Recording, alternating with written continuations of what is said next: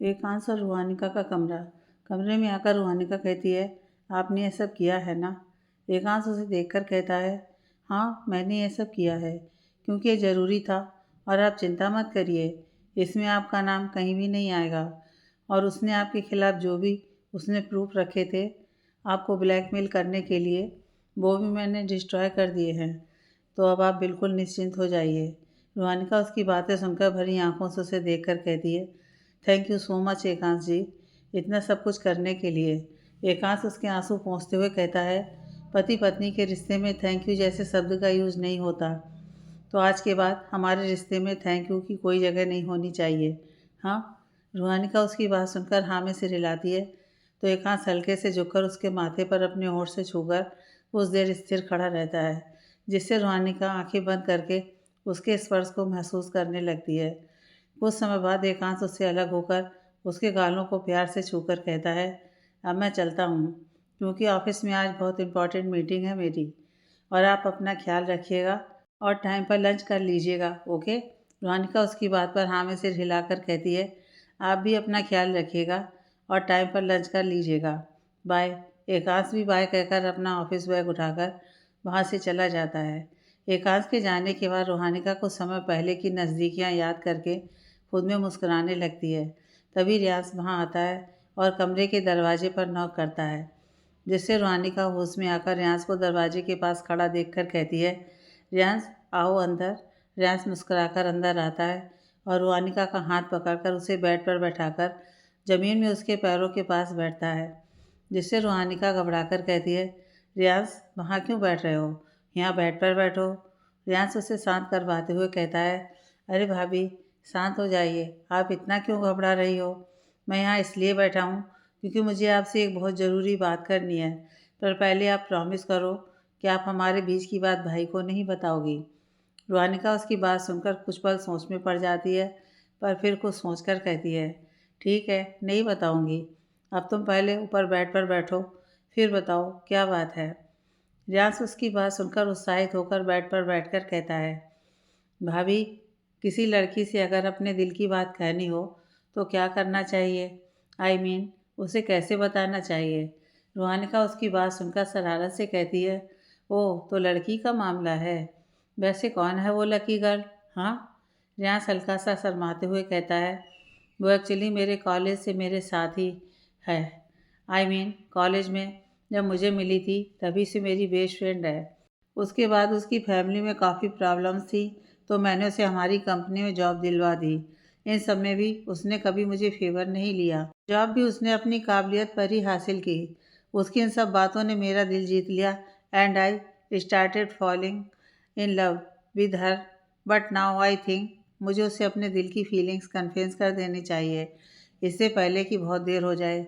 रुहानिका उसकी बातें सुनकर मुस्कुराकर कहती है, हाँ क्यों नहीं, वैसे कांग्रेचुलेसन्स। रियांश मुस्कुराकर कहता है, थैंक यू।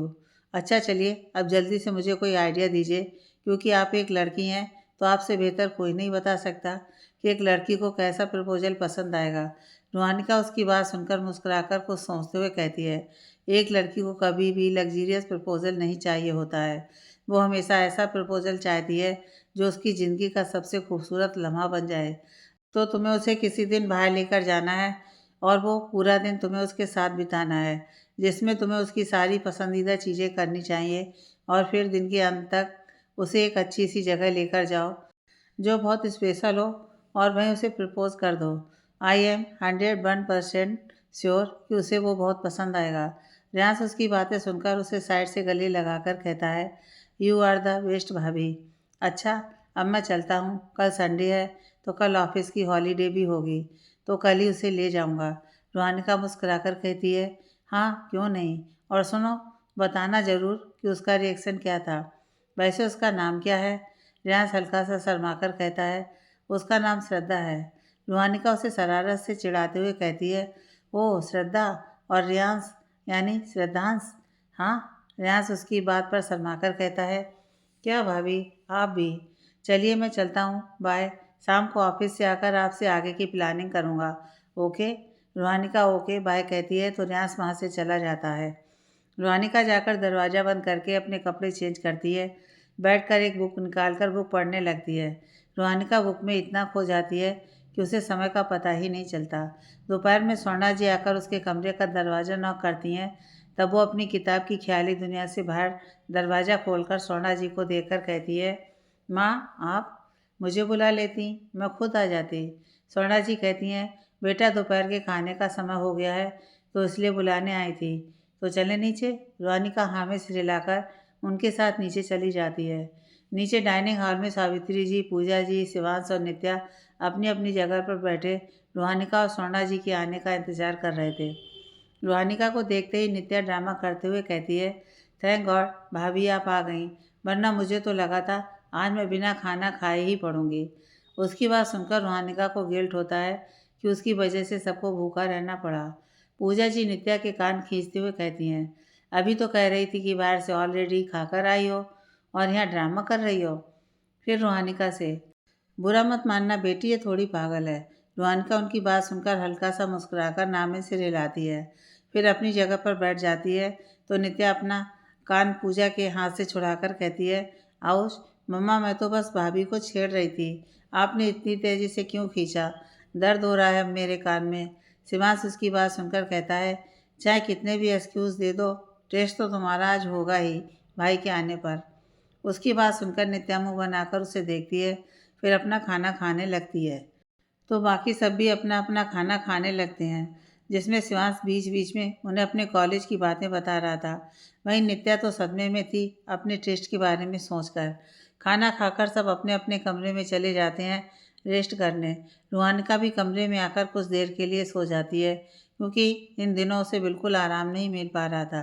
शाम को 7 बजे सारे जेंट्स घर वापस आते हैं तो हॉल में सन्नाटा देखकर उन्हें अजीब लगता है। इसलिए राजवीर जी सोफे पर बैठते हुए मेड से पूछते हैं, सब कहाँ हैं। मेड कहती है, बड़ी मैडम तो शाम की पूजा करके अपने कमरे में आराम कर रही हैं, बड़ी बहू और छोटी बहू भी अपने कमरे में हैं, शिवांश बाबा और नित्या बीबी जी भी अपने कमरे में पढ़ रहे हैं और रूहानिका मैडम भी अपने कमरे में हैं। राजवीर जी उसे जाने का इशारा करके अपने कमरे की ओर चले जाते हैं तो बाकी सब भी अपने अपने कमरे में चले जाते हैं। एकांश चैम्बर में आकर देखता है तो पूरे चैम्बर में लाइट्स डिम थी। एकांश लिविंग रूम से होते हुए कमरे में आता है जहाँ रूहानिका बेड पर आराम से सो रही थी। रूहानिका को सोता देखकर एकांश बिना किसी आवाज़ के अपना ऑफिस बैग सोफे पर रखता है और क्लोसेट रूम में चला जाता है। कुछ देर बाद एकांश फ्रेश होकर कपड़े चेंज करके बाहर आता है तो उसका फ़ोन बजता है, जिससे रूहानिका की नींद खुल जाती है। एकांश फ़ोन उठाकर देखता है तो स्पैम कॉल देखकर फ़ोन चार्जिंग पर लगाकर जैसे ही पीछे मुड़ता है, सामने रूहानिका को अचानक देखकर डर जाता है। रूहानिका उसे डरता देखकर कहती है, क्या हुआ। एकांश अपने सीने पर हाथ रखकर एक गहरी सांस छोड़कर कहता है, ऐसे कोई करता है क्या, आपके अचानक सामने आ जाने पर मैं डर गया था। रूहानिका उसकी बात पर झेंप कर कहती है, आई एम सॉरी, मेरा मकसद आपको डराने का नहीं था। वैसे कब आए आप। एकांश कहता है, बस अभी कुछ देर पहले। रूहानिका उसे देखकर कहती है, मुझे उठाया क्यों नहीं। एकांश मुस्कुराकर कहता है, क्योंकि आप सुकून से जो सो रही थीं और मैं आपकी सुकून भरी नींद बिल्कुल भी डिस्टर्ब नहीं करना चाहता था। उसकी बात सुनकर रूहानिका हल्का सा शर्माकर अपनी जुल्फों को कान के पीछे करती हुई कहती है, फिर भी आपको उठा देना चाहिए था। एकांश शरारत से उसे देखकर कहता है, वैसे आप सोते हुए काफ़ी प्यारी लग रही थी। एकांश की बात सुनकर रूहानिका शर्माकर दूसरी तरफ मुड़कर कहती है, मैं फ्रेश होकर आती हूँ, तब तक आप नीचे जाइए। एकांश कहता है, साथ में चलेंगे, आप आइए फिर साथ चलेंगे। रूहानिका सिर हिलाकर बाथरूम चली जाती है। कुछ समय बाद रूहानिका फ्रेश होकर बाहर आती है तो एकांश से कहती है, चले। एकांश सिर हिलाकर उसके साथ नीचे चला जाता है। नीचे सब हॉल में बैठे बातें कर रहे थे, सिवाय शिवांश और नित्या के। एकांश राजवीर जी के बगल में बैठते हुए पूजा जी से पूछता है, छोटी माँ, शिव और छोटी कहाँ हैं।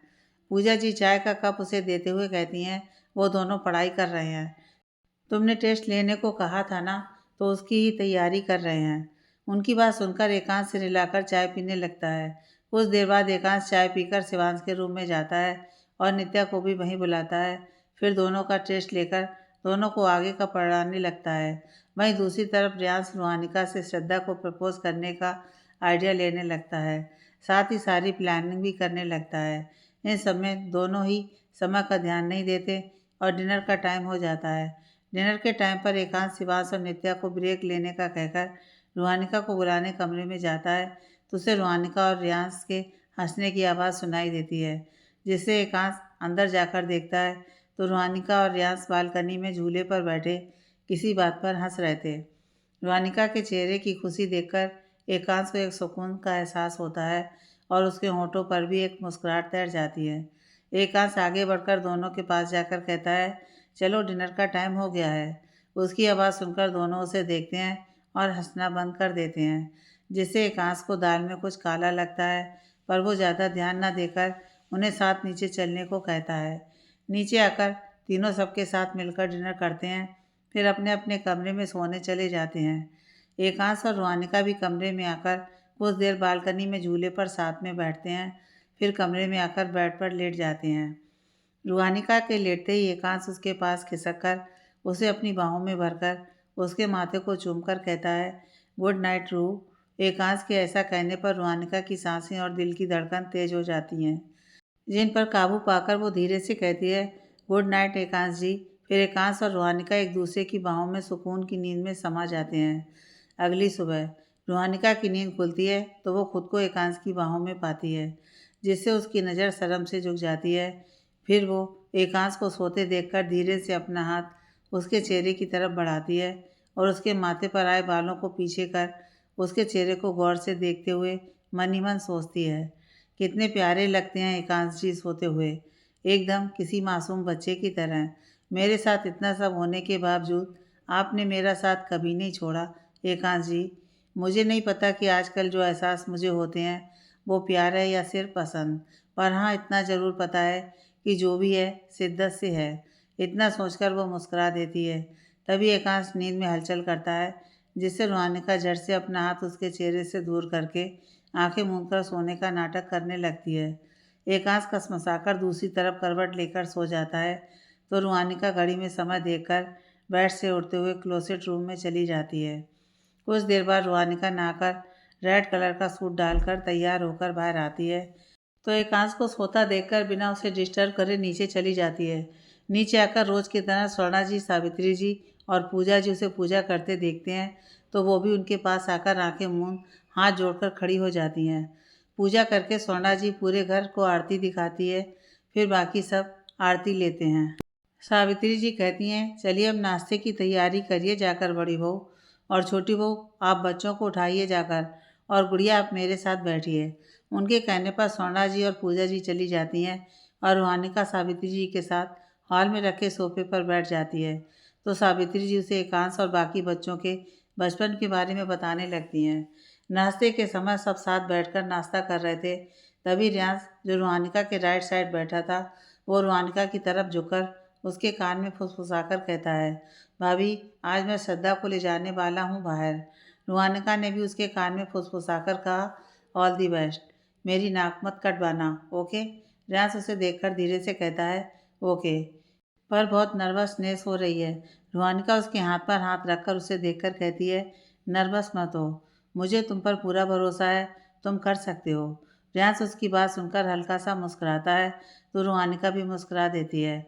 वहीं एकांत जो कि रूहानिका के लेफ्ट साइड बैठा था वो दोनों को फुसफुसाते देखकर कंफ्यूज हो जाता है और मन ही मन सोचता है, ये दोनों कल से कुछ ज़्यादा ही आपस में लगे हैं, आखिर बात क्या है। इतना सोचकर वो रूहानिका की तरफ झुककर उनकी बातें सुनने की कोशिश करता है, पर तभी रियांश की नज़र एकांत पर पड़ जाती है और उसे झुकते देखकर रियांश रूहानिका से दूर होकर उसकी बगल में देखने का इशारा करता है।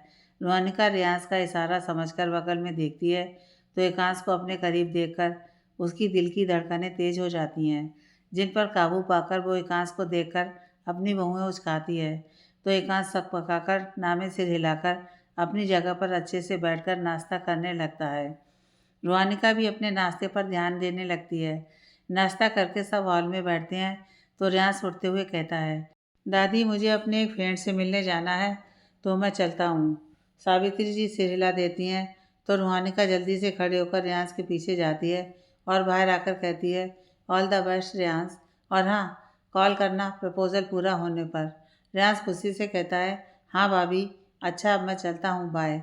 इतना कहकर वो अपनी कार में बैठता है तो रोहानिका भी मुस्कुराकर उसे बाय कहती है। रियांस अपनी कार लेकर चला जाता है। रियांस के जाने के बाद रोहानिका अंदर जाने के लिए पीछे मुड़ती है तो सामने एकांश को देखकर ठिठक जाती है। एकांश उसके पास आकर कहता है, क्या चल रहा है? रोहानिका अनजान बनकर कहती है, क्या चल रहा है? कुछ भी तो नहीं। एकांश उसका चेहरा गौर से देखते हुए कहता है, कल से देख रहा हूँ देवर भाभी में कुछ खिचड़ी पक रही है। रोहानिका उसकी बात सुनकर हड़बड़ाकर कहती है, ऐसी कोई बात नहीं है, मुझे माँ बुला रही हैं तो मैं ज़रा उन्हें देख कर आती हूँ। इतना बोलकर वो जाने लगती है पर एकांश उसकी कोहनी पकड़कर अपनी तरफ खींचते हुए कहता है, माँ नहीं बुला रही हैं, आप बताइए क्या चल रहा है? रोहानिका उसकी बात सुनकर मन ही मन कहती है, कैसे बता दूँ? मैंने रियांश को प्रॉमिस किया है कि मैं आपको कुछ नहीं बताऊँगी। इतना सोचकर वो एकांश को देखती है, फिर बहाना बनाकर कहती है, हाँ वो एक्चुअली रियांश का फ्रेंड उससे नाराज़ था ना, तो रियांश मुझसे पूछ रहा था कि वो कैसे मनाए अपने फ्रेंड को, इसलिए तो कल से हम वही प्लानिंग कर रहे थे और अभी भी वो उससे ही मिलने गया है। एकांश रोहानिका की बात सुनकर कुछ पल उसे देखता है, फिर उसकी कोहनी छोड़कर कहता है, अच्छा तो फिर आप मुझसे ये बात इतना छिपा क्यों रही थी? खैर चलिए अंदर चलते हैं, आज संडे है ना, तो संडे को हमारी फैमिली साथ समय गुजारती है। आपको पता है ना। रोहानिका सिर हिलाकर एक चैन की सांस लेकर उसके साथ अंदर चली जाती है। हॉल में सब बैठकर बातें कर रहे थे, तभी नित्या सबको कैरम खेलने को कहती है तो शिवांश और एकांश कैरम हॉल में रखते हैं, फिर सब मिलकर कैरम खेलते हैं। पूरा दिन राठौर फैमिली एक साथ बिताती है। कैरम खेलने के बाद सब साथ में अच्छी सी मूवी देखते हैं, फिर बचपन की बातें याद करके एक दूसरे को चढ़ाते हैं और शाम को साथ में बैडमिंटन खेलते हैं। इन सब में समय का पता ही नहीं चलता और रात के खाने का समय हो जाता है। रात में सब एक साथ डाइनिंग पर एकत्रित खाना खा रहे थे, तभी डोरबेल बजती है, जिससे रोहानिका मन ही मन खुश होकर सोचती है, लगता है रियांश आ गया। पूछती हूँ कि उसका प्रपोज़ल कैसा रहा। यह सोचकर वो उठकर सावित्री जी से कहती है, दादी माँ मेरा हो गया, अब मैं जाऊँ कमरे में? सावित्री जी मुस्कुराकर सिर हिलाती हैं तो रोहानिका जल्दी से अपनी प्लेट ले जाकर किचन में रखती है, फिर हाथ धोकर रियांश के कमरे की तरफ बढ़ जाती है। रियांश के कमरे के सामने आकर वो देखती है कमरे का दरवाज़ा बंद था। यह देखकर उसे थोड़ा अजीब लगता है, फिर वो ज़्यादा ना सोचकर दरवाज़ा नॉक करके कहती है, रियांश दरवाज़ा क्यों बंद है? खोलो, मैं हूँ। उसकी आवाज़ सुनकर रियांश दरवाज़ा खोलता है तो उसकी हालत देखकर रोहानिका हैरानी से कहती है, क्या हुआ रियांश तुम्हें? यह तुमने अपना क्या हाल बना रखा है? रियांश के बाल बिखरे हुए थे, उसके चेहरे पर आंसुओं के निशान थे और कपड़ों की हालत भी कुछ ठीक नहीं थी। रोहानिका की बात सुनकर रियांश उसे अंदर आने को कहता है तो रोहानिका अंदर आती है। उसके आते ही रियांश दरवाज़ा बंद करके रोहानिका को गले लगाकर बच्चों की तरह रोने लगता है। रोहानिका रियांश के रोने पर हैरान हो जाती है, फिर उसकी पीठ सहलाकर कहती है, क्या बात है रियांश, सब ठीक तो है ना? तुम मुझे डरा रहे हो, बोलो क्या हुआ है? रियांश उसकी बात सुनकर उससे अलग होकर रुंधे गले से कहता है, भाभी श्रद्धा की शादी होने वाली है। रियांश की बात सुनकर रोहानिका आश्चर्य हो जाती है तो रियांश आगे कहता है, भाभी जैसा आपने मुझे कहा था मैंने सब वैसा ही किया और जब आज मैं उसे प्रपोज़ करने गया तब उसने मुझसे कहा कि उसे मुझे कुछ ज़रूरी बात बतानी है, तो मैंने कहा पहले तुम बताओ फिर मैं तुम्हें अपनी बात बताऊंगा। तो उसने मुझे बताया कि उसकी शादी होने वाली है, वो भी उसके पसंद के लड़के से। वो लड़का हमारे ऑफिस में काम करता है, उसे उसके साथ काम करते हुए प्यार हो गया। भाभी उसके बाद मैं कुछ बोल ही नहीं पाया और उसे कॉन्ग्रेचुलेसन बोलकर सीधा घर चला आया। उसकी बातें सुनकर रोहानिका को रियांश के लिए बुरा लगता है और वो बेड पर बैठकर उसे अपने पास आने का इशारा करती है तो रियांश खामोशी से उसके पास जाता है। रोहानिका उसे अपनी गोद में सिर रखने का इशारा करती है तो रियांश उसकी गोद में सिर रखकर बेड पर लेट जाता है और छोटे बच्चों की तरह रोने लगता है। रोहानिका उसके बालों को सहलाकर कहती है, चुप रियांश रोते नहीं, क्या पता वो तुम्हारी किस्मत में ना हो, क्या पता तुम्हारी किस्मत में कोई उससे भी अच्छी लड़की हो जो तुम्हें तुमसे भी ज़्यादा प्यार करेगी और तुम्हारा खूब ख्याल भी रखेगी, तुम्हारी सारी ज़रूरतों को ध्यान में रखेगी और तुमसे खूब प्यार भी करेगी। उसकी बातें सुनकर रियांश नम आँखों से उसे देखकर पूछता है, सच में? रोहानिका उसके आंसू पोंछकर कहती है, हाँ सच में, बस इंतज़ार करो उसका। आई नो श्रद्धा को भूलना तुम्हारे लिए आसान नहीं है, पर तुम श्रद्धा को छोड़कर उसके सपने देखो जो तुम्हारी ज़िंदगी में आएगी और अपने प्यार से तुम्हारी बेरंग ज़िंदगी में रंग भर देगी। हाँ। उसकी बातें सुनकर रियाज अपने आंसू साफ करके कहता है, ठीक है, मैं कोशिश करूँगा श्रद्धा को भूलने की। रोहानिका मुस्कुराकर कहती है, यह हुई ना बात, बाकी मैं उसे बुलाने में तुम्हारी पूरी मदद करूँगी, आई प्रॉमिस। उसकी बात सुनकर रियाज उठकर बेड पर बैठकर कहता है, थैंक यू सो मच भाभी, आई डोंट नो, अगर आप ना होती तो मैं किससे ये सब शेयर करता। रोहानिका मुस्कुराकर कहती है, मेंशन नॉट। अच्छा चलो अब तुम मुँह हाथ धोकर फ्रेश हो जाओ, तब तक मैं तुम्हारा खाना यहीं ले आती हूँ। इतना कहकर वो बिना रियाज की बात सुने वहाँ से चली जाती है, क्योंकि उसे पता था अगर वो रुकी तो रियाज खाने से मना कर देगा। रियाज रोहानिका के ऐसे जाने पर सिर हिलाकर बाथरूम में चला जाता है। कुछ देर बाद रोहानिका रियाज का खाना लेकर कमरे में आती है तो उसे बालकनी में देखकर खाना टेबल पर रखकर बालकनी में जाकर कहती है, चलो खाना आ गया है। रियाज बिना पीछे मुड़े कहता है, मुझे अभी भूख नहीं है भाभी, मैं बाद में खा लूँगा। रोहानिका उसका हाथ पकड़कर उसे कमरे में ले जाते हुए कहती है, हाँ पता है मुझे, बाद में कितना खाओगे, चुपचाप खाओ वरना मैं बात नहीं करूँगी तुमसे। उसकी बात सुनकर रियाज सोफे पर बैठकर बेमन से खाना खाने लगता है तो रोहानिका दूसरे सोफे पर बैठकर कहती है, फिक्र मत करो रियाज, वक्त के साथ सब ठीक हो जाएगा। रियाज सिर हिलाकर खाने पर ध्यान देता है तो रोहानिका बात बदलते हुए कहती है, अच्छा तुम्हें पता है आज हम सबने खूब मज़े किए, कैरम खेला, बैडमिंटन खेला और मैंने दोनों में ही तुम्हारे भाई को हरा दिया। वैसे वो कितने बड़े वाले चीटर हैं, जब हारने लगे बैडमिंटन में तो क्रिकेट जैसे शॉट मारने लगे। उसकी बात सुनकर रियाज हंसकर कहता है, भाई यही करते हैं, जब भी वो हारने लगते हैं वो ऐसे ही चीटिंग करते हैं, पर न्यू के लिए वो जानबूझकर हार जाया करते हैं, लेकिन हम सबके लिए कभी भी जानबूझकर नहीं हारते, बल्कि हमें ही हराते हैं। रुहानिका कहती है, हाँ वही तो एक नंबर के चीटर हैं तुम्हारे भाई।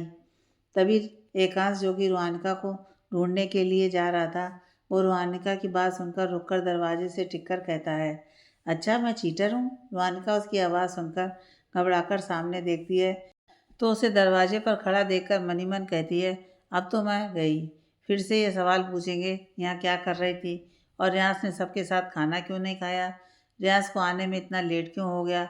ओह, एक तो ये और इनके सवाल, इतना सोचकर वो नामे से हिलाकर मुंह बनाती है।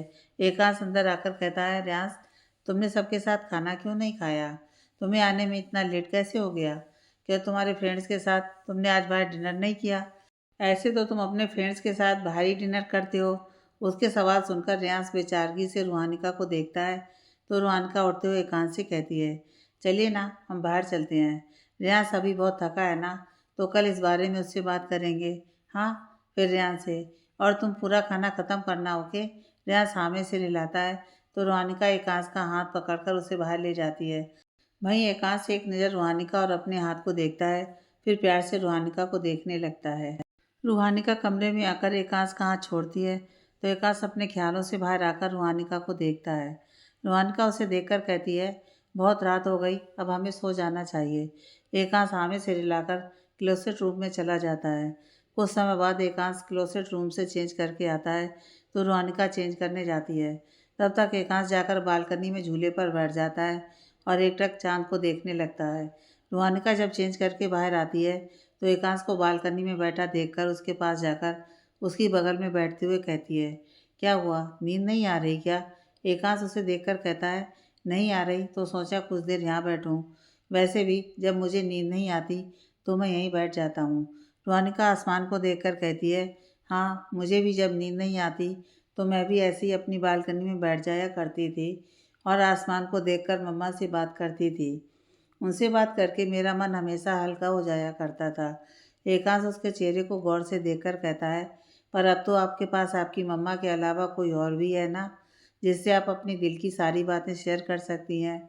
उसकी बात सुनकर रुहानिका सवालिया नज़रों से उसे देखती है तो एकांश कहता है, क्यों, आप मुझे नहीं बताएंगी अपने दिल की बातें। रुहानिका उसकी बात पर मुस्कुराकर कहती है, क्यों नहीं। एकांश उसे देखकर अपनी एक आईब्रो उठाकर कहता है, तो फिर बताइए रियांश और आपके बीच क्या खिचड़ी पक रही थी। रुहानिका उसकी बात सुनकर हड़बड़ा जाती है और नज़रें चुराकर कहती है, बताया तो था आपको, कुछ खिचड़ी नहीं पक रही, बस वो अपने दोस्त को मनाने की बात कर रहा था क्योंकि वो उससे नाराज़ है। एकांश उसके चेहरे को गौर से देखकर कहता है, झूठ, सच बोलिए, क्या बात है?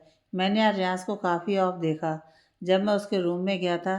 रूहानिका नज़र चुराकर कहती है, ऐसी कोई बात नहीं है, बस उसका दोस्त माना नहीं तो तभी वो थोड़ा ऑफ था, और कोई बात नहीं है।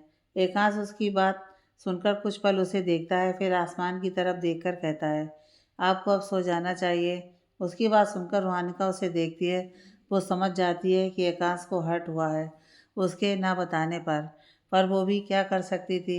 रियांश ने उसे मना किया था, लेकिन उसे एकांश को सब बता देना चाहिए। आफ्टर ऑल वो रियांश का बड़ा भाई है और उसके ब्रेकअप के बारे में जानने का पूरा हक है एकांश को। यह सोचकर वो रियांश को देखकर कहती है, रियांश का पहला प्यार उसे नहीं मिल पाया। उसकी बात सुनकर एकांश झट से उसे देखता है तो रूहानिका उसे शुरू से लेकर अंत तक सब बताती है। सब जानकर एकांश को बहुत दुख होता है। वो अपने भाई को कभी भी दुखी नहीं देख सकता था और यहाँ तो उसका दिल टूटा था। पता नहीं कैसे रियांश खुद को संभालेगा। यह सोचकर एकांश कहता है, आई होप रियांश खुद को संभाल ले। भले ही वो खुद को नॉटी और कैरियर दिखाता है, पर अंदर ही अंदर वो बहुत सेंसिटिव है। वो एक बार किसी से जुड़ जाए तो बहुत मुश्किल है उसके लिए उस इंसान को भूलना, और यहाँ तो उसे श्रद्धा से प्यार हो गया था। आई डोंट नो वो कैसे भूल पाएगा उसे। रूहानिका उसके कंधे पर हाथ रखकर कहती है, हम सब है ना, हम सब मदद करेंगे उसकी, ताकि वो आसानी से श्रद्धा को भूल जाए। पर इससे पहले तो हमें श्रद्धा को उसके ऑफिस से दूर करना होगा, वरना उसे देखकर रियांश कभी मूव ऑन नहीं कर पाएगा।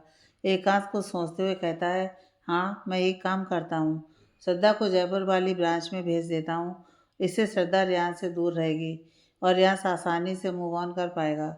रूहानिका सिर हिलाकर कहती है, हाँ बिल्कुल सही फैसला है ये। एकांश उठते हुए कहता है, चलिए अब चलते हैं सोने। कल से रियांश को डाइवर्ट करने का काम मेरा और आपका है, और हाँ उसे पता नहीं चलना चाहिए कि मुझे सब कुछ पता है। हाँ मैं चाहता हूँ वो मुझे खुद बताए। रूहानिका उसकी बात सुनकर हाँ में सिर हिला देती है और उसके साथ अंदर चली जाती है। अंदर आकर रूहानिका और एकांश अपनी अपनी जगह पर लेटते हैं तो एकांश रूहानिका की तरफ करवट लेकर उसे अपनी तरफ आने का इशारा करता है। रूहानिका उसके पास जाती है तो एकांश उसे अपनी बाहों में भरकर उसके बालों को चूमकर कहता है, गुड नाइट रूह। रूहानिका अपना सिर उसके सीने पर टिकाकर उसे देखकर मुस्कुराकर कहती है, गुड नाइट। एकांश मुस्कुराकर आंखें मूंद लेता है तो रूहानिका भी आंखें मूंद लेती है। अगली सुबह रूहानिका की नींद खुलती है तो उसे कुछ अजीब महसूस होता है, साथ ही उसे अपने पेट में दर्द का एहसास होता है। तो वो झट से एकांश को खुद से दूर करके क्लोसेट रूम में चली जाती है। क्लोसेट रूम में रूहानिका अपनी ज़रूरत का सामान ढूंढती है, पर वो ख़त्म हो चुका था। यह सोचकर उसकी आंखों में आंसू झिलमिला जाते हैं। रूहानिका वहीं खड़ी सोचती रहती है कि अब क्या करे। तभी एकांश क्लोसेट रूम का दरवाज़ा खटखटाकर कहता है, रूह आप ठीक तो है ना? आपने ऐसे अचानक मुझे दूर किया तो मेरी नींद खुल गई। कोई प्रॉब्लम तो नहीं है? रूहानिका खुद को संभाल कर धीरे से कहती है, नहीं कोई प्रॉब्लम नहीं है। उसकी मुरझाई आवाज़ सुनकर एकांश कहता है, तो फिर आपकी आवाज़ इतनी बुझी बुझी क्यों लग रही है? कोई प्रॉब्लम है तो बताइए। रूहानिका उसकी बात सुनकर मन ही मन कहती है, अब मैं इन्हें क्या कहूँ। एक काम करती हूँ, मैं न्यू के पास जाकर उससे सैनिटरी नैपकिन ले लेती हूँ, उसके पास तो होगा ही। यह सोचकर वो जल्दी से दरवाज़ा खोलती है और हड़बड़ाकर बाहर निकलने लगती है तो एकांश पीछे से जाता है। तभी एकांश का ध्यान रूहानिका की ड्रेस पर लगे स्टेन पर जाता है। रूहानिका की ड्रेस पर स्टेन देखकर एकांश समझ जाता है रूहानिका की प्रॉब्लम, इसलिए वो उसे रोकते हुए कहता है, रुकिए आप यहीं, मैं लेकर आता हूँ आपका सामान। उसकी बात सुनकर रूहानिका असमंजस में उसे देखती है तो एकांश उसे देखकर कहता है, आपकी ड्रेस पर स्टेन लग गया है तो आप ऐसे में बाहर कैसे जाएंगी? अगर किसी ने देख लिया तो अच्छा नहीं लगेगा, इसलिए आप रुकिए, मैं लेकर आता हूँ। रूहानिका उसकी बात सुनकर शर्मिंदगी से नज़र झुका लेती है तो एकांश वहाँ से चला जाता है। कुछ देर बाद एकांश एक पैकेट लेकर आता है और रूहानिका को दे देता है, जिससे रूहानिका बिना उसे नज़रें मिलाए वो पैकेट लेकर बाथरूम में चली जाती है। कुछ समय बाद रूहानिका नहाकर फ्रेश होकर बाहर आती है तो एकांश को बेडशीट बदलते देखकर उसके पास जाकर उसे रोकते हुए कहती है, आप ये क्यों कर रहे हैं? मैं कर दूंगी प्लीज़। एकांश उसे काउच पर बैठाकर कहता है, अभी आप शांति से बैठिए यहाँ पर, यह सब मैं कर लूँगा। उसकी बात सुनकर रोहानिका शर्मिंदगी से सिर झुकाकर कहती है, आई एम सॉरी, मेरी वजह से आपको ये सब करना पड़ रहा है। अगर मुझे अपनी ड्यू डेट याद रहती तो ये नहीं होता। एकांश उसकी बात सुनकर उसके बगल में बैठकर उसका चेहरा अपने हाथों में भरकर कहता है, इसमें आपकी कोई गलती नहीं है, बल्कि यह तो एक नॉर्मल सा प्रोसेस है जो हर लड़की के साथ होता है, क्योंकि आप सब इतनी स्ट्रांग जो होती हैं। इस टाइम पर जो पेन होता है वो हम मर्द तो इमेजिन भी नहीं कर सकते। कहा जाता है शुरू से ही लड़के बहुत स्ट्रांग होते हैं, लड़कियां नहीं। पर सच्चाई तो यह है कि लड़कियां बहुत स्ट्रांग होती हैं, जो पीरियड्स के वक्त इतना दर्द सहने के बाद भी नॉर्मल रहती हैं और अपना सारा काम करती हैं। फिर प्रेगनेंसी में लड़कियों को कितना दर्द सहना पड़ता है, पर फिर भी वो खुशी खुशी सब सहती हैं। क्यों? क्योंकि वो हमसे बहुत स्ट्रांग है। इसलिए आपको शर्मिंदा होने की बिल्कुल भी ज़रूरत नहीं है, और मुझसे तो बिल्कुल भी नहीं, क्योंकि मैं आपका हस्बैंड हूँ। और अगर आप मुझसे ये सब नहीं बताएंगी तो किसे बताएंगी? इसलिए मेरे सामने एकदम केयर फ्री होकर रहा करिए। हाँ। उसकी बातें सुनकर रुहानिका की आंखें नम हो जाती हैं और वो झट से आगे बढ़कर एकांश के गले लग जाती है। तो एकांश मुस्कुराकर उसका सिर सहलाता है। फिर कुछ देर बाद उससे पूछता है, दर्द हो रहा है आपको? रुहानिका वैसे ही उसके सीने से लगी हाँ में सिर हिलाती है। तो एकांश उसे खुद से दूर करके कहता है, आप यहीं बैठिए, मैं अभी आया। रुहानिका उसकी बात पर सिर हिलाती है तो एकांश वहाँ से उठकर चला जाता है। एकांश के जाने के बाद रुहानिका उससे कहती है, एकांश जी कितने अच्छे हैं, वो हमेशा मेरा ख्याल रखते हैं, मुझे सेफ फील करवाते हैं। उनके साथ मुझे हमेशा काफ़ी अच्छा महसूस होता है। क्या यही प्यार है जो आजकल मैं उनके साथ फील कर रही हूँ? क्या इसे ही प्यार कहते हैं? आई डोंट नो ये फीलिंग्स क्या है। आई जस्ट होप कि मुझे जल्दी अपनी फीलिंग्स का एहसास हो जाए, उसका नाम मिल जाए। इतना कहकर वो मुस्कुरा देती है। तभी एकांश आता है। उसके हाथ में हॉट वाटर बैग और एक ट्रे थी जिसमें गिलास रखा हुआ था। एकांश ट्रे लाकर टेबल पर रखता है और गिलास उठाकर रुहानिका को देते हुए कहता है, इसे पी लीजिए, इससे आपको पेट दर्द में आराम महसूस होगा। उसकी बात सुनकर रुहानिका काढ़े को देखकर मुंह बिगाड़ कर कहती है, it's okay, I am fine now. Ekansh उसे आंखें दिखाकर कहता है, चुपचाप अच्छे बच्चे की तरह पीजिए इसे। रुहानिका अपना निचला ओंठ बाहर निकाल कर कहती है, आप मुझे डरा रहे हैं। एकांश प्यार से कहता है, रू पी लीजिए इसे, फिर मैं आपको चॉकलेट दूंगा, ओके। रुहानिका की आंखों में चॉकलेट का नाम सुनकर चमक आ जाती है और वो मुंह नाक सिकोड़कर किसी तरह वो काढ़ा ख़त्म करती है और गिलास टेबल पर रखती है। तो एकांश अपने हाथ से रुहानिका का मुंह साफ करता है, फिर हॉट वाटर बैग देकर कहता है, अब इससे आप सिकाई करिए, तब तक मैं भी फ्रेश हो जाता हूँ। इतना कहकर वो उठने लगता है। रुहानिका उसका हाथ पकड़कर उसे रोककर कहती है, अरे पर मेरी चॉकलेट। एकांश नर्वसली मुस्कुराकर कहता है, वो मैं आपको ऑफिस से आने के बाद दे दूँगा, क्योंकि अभी मेरे पास वो है नहीं। उसकी बात सुनकर रुहानिका मुँह बनाकर उसका हाथ छोड़कर गुस्से में बेड पर जाकर लेट जाती है और अपने चेहरे तक कंबल ओढ़ लेती है। तो एकांश घड़ी देखता है जिसमें 8 बजने वाले थे। इतना समय देखकर एकांश रुहानिका को बाद में मनाने का सोचकर जल्दी से बाथरूम चला जाता है। एकांश के बाथरूम जाते ही दरवाज़ा बंद होने की आवाज़ सुनकर रुहानिका अपने चेहरे से कंबल हटाकर गुस्से में बड़बड़ाती है, इन्हें तो मेरी कोई फिक्र ही नहीं है, बिना मुझे मनाए ही नहाने चले गए हूँ, अब मैं भी इनसे बात नहीं करूँगी। इतना कहकर वो बेड पर अपने पैर पटक कर फिर से कंबल ओढ़ लेती है। कुछ समय बाद एकांश फ्रेश होकर बाहर आता है तो रुहानिका को सोते देखकर उसके पास जाकर उसका चेहरा सहलाता है, फिर उसका माथा चूमकर वहाँ से चला जाता है। नीचे सब साथ बैठकर नाश्ता कर रहे थे, तभी एकांश वहाँ आता है और सबसे गुड मॉर्निंग विश करके अपनी जगह पर बैठ जाता है। तो सावित्री जी कहती हैं, एकांश गुड़िया कहाँ है? आज पूजा करने भी नहीं आई। एकांश उनकी बात सुनकर कहता है, दादी वो सो रही है, उनकी थोड़ी तबीयत भी ठीक नहीं थी इसलिए। सावित्री जी चिंता जताते हुए कहती हैं, क्या हो गया उसे? एकांश उन्हें आश्वासन देकर कहता है, कुछ नहीं दादी, बस हल्का सा सिर दर्द था तो मैंने कहा रेस्ट कर लीजिए। सोना जी से, अच्छा माँ सुनिए, आप ना कुछ देर बाद जाकर उन्हें नाश्ता करवा दीजिएगा और थोड़ा फ्रूट्स वगैरह भी दीजिएगा, क्योंकि उनके कमज़ोरी बहुत है। एकांश की बात सुनकर सोना जी सिर हिलाकर कहती हैं, तुम चिंता मत करो अंश, मैं सब देख लूँगी। एकांश आराम से अपना नाश्ता करने लगता है। तभी सावित्री जी कहती हैं, ये रियाज कहाँ है? आए क्यों नहीं अभी तक नाश्ता करने? उनकी बात सुनकर एकांश को रूहानिका की बातें याद आती हैं, इसलिए वो बात संभाल कर कहता है, एक्चुअली दादी रियाज की तबीयत भी कुछ ठीक नहीं थी, उसे हल्का सा फीवर लग रहा था, तो इसलिए वो नहीं आया। फिर सोना जी से, माँ आप उसे भी नाश्ता करवा दीजिएगा, और भले ही वो जितना भी मना करे आप करवा ज़रूर दीजिएगा, ओके। सोना जी चिंता जताते हुए कहती हैं, ज़्यादा तबीयत तो ख़राब नहीं है ना रियांश की?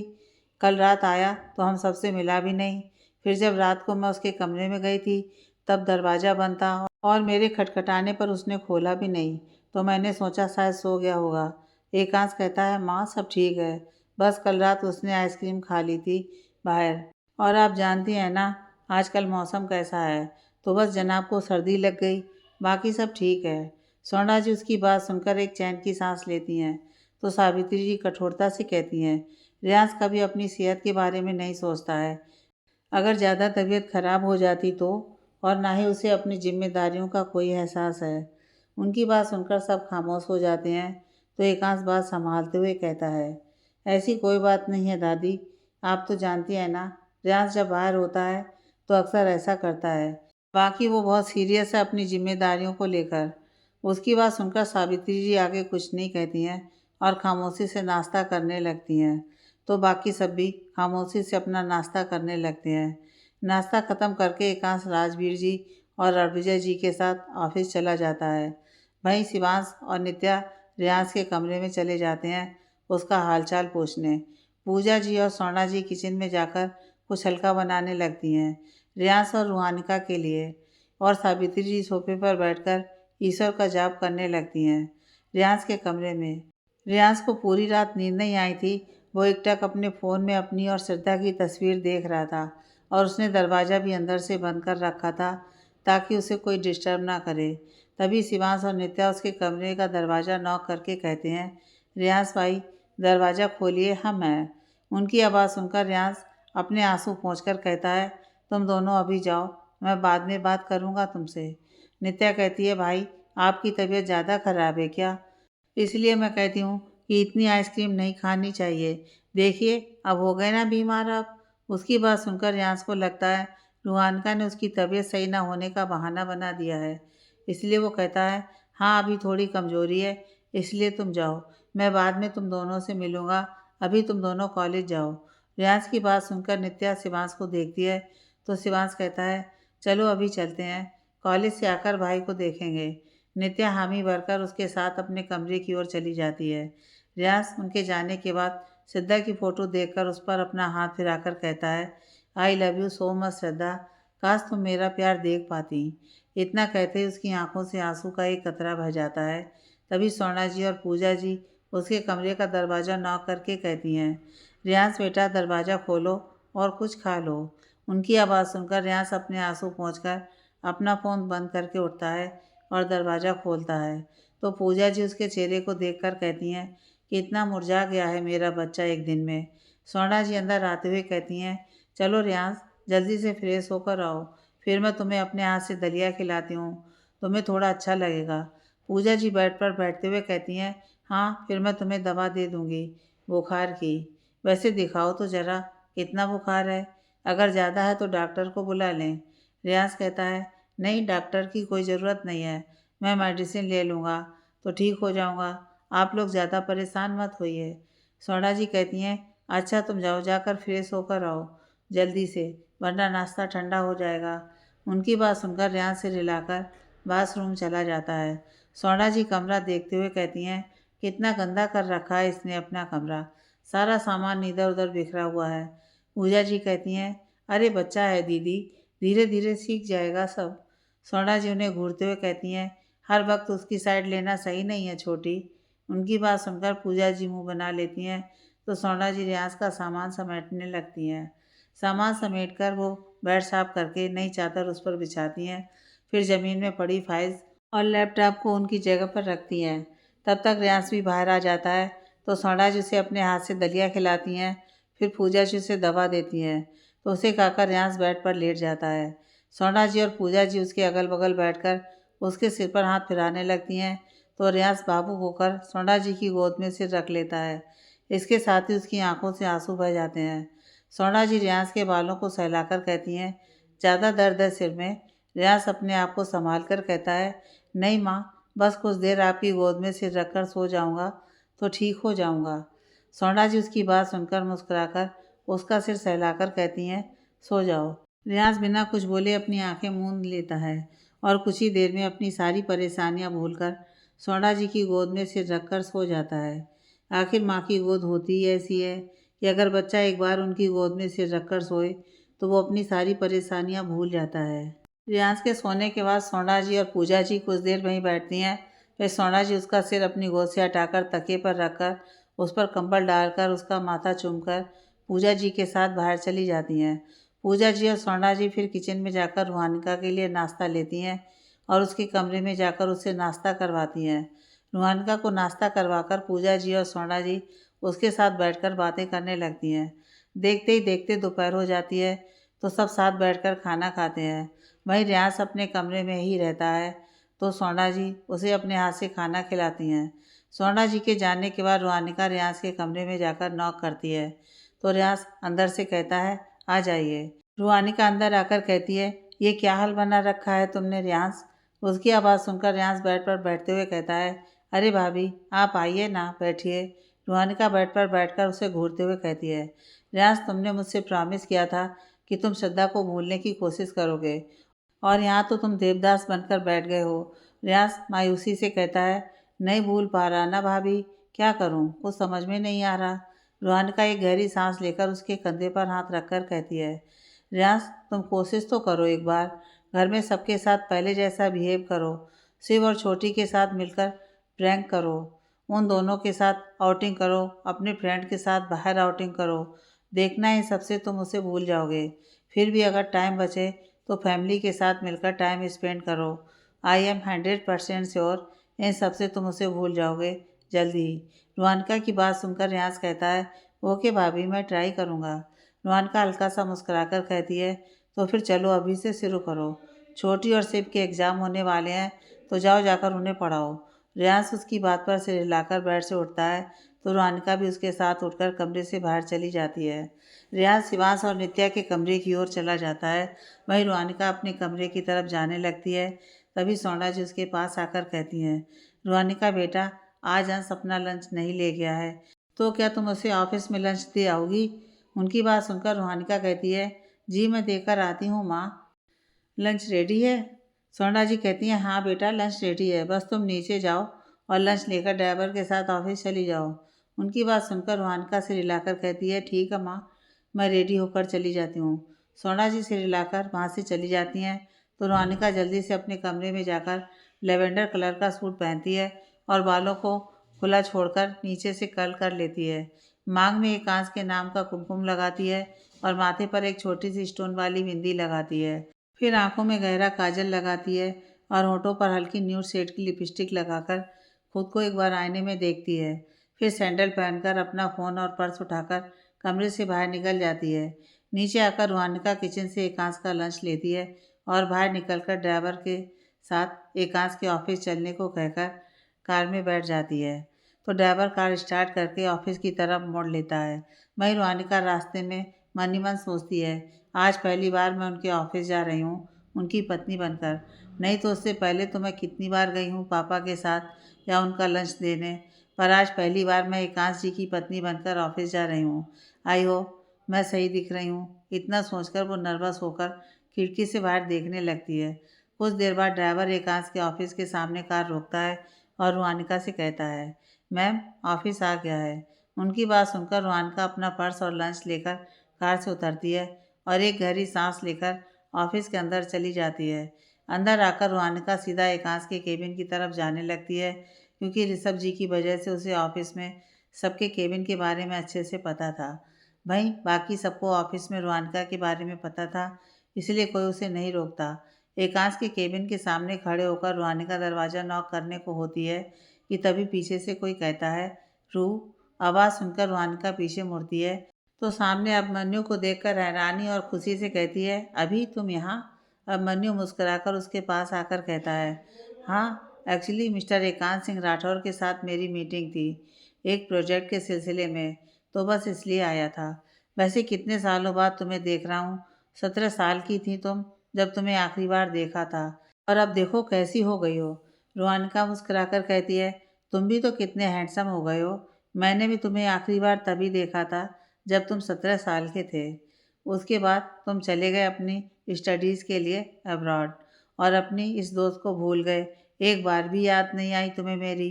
अभिमन्यु उसकी शिकायत सुनकर मुस्कुराकर कहता है, अरे बाबा, बिजी हो गया था, पहले पढ़ाई में फिर काम में।